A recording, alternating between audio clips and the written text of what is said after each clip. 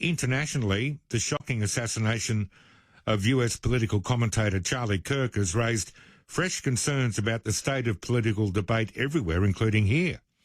These concerns have only deepened here with Senator Fatima Payman's remarks this week, sparking widespread backlash. I think he was a pretty awful person, and he doesn't deserve all the recognition he's getting. You know, it would have been best to not have him assassinated and for him to remain a footnote in the Trumpian era of the United States. Yeah, Charlie Kirk got shot and he's RIP.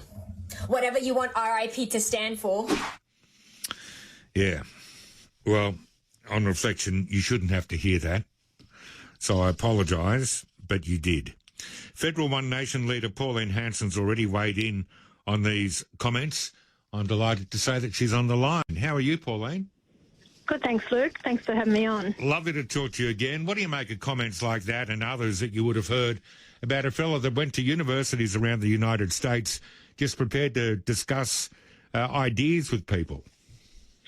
Look, I think they're vile, disgusting comments to be made, especially from a senator of the Australian Parliament. Charlie Kirk, my understanding, is a man that you must respect and should respect, because he wasn't out there to cause violence or mayhem to people, but he spoke to people in a respectful way. He asked them questions, and they were quite happy to stand there and answer his questions and debate with him. And he visited over 2,000 organisations or universities and trying to talk to people, to reason with them.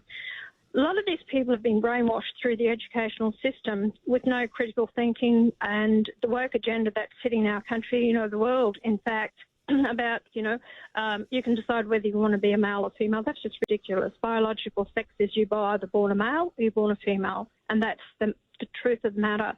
I love the way that he actually, spoke to these people, conversed with them, and, there was no violence involved. Why is it always the left have to show their negative, horrible, nasty side and violence shown all the time? Why?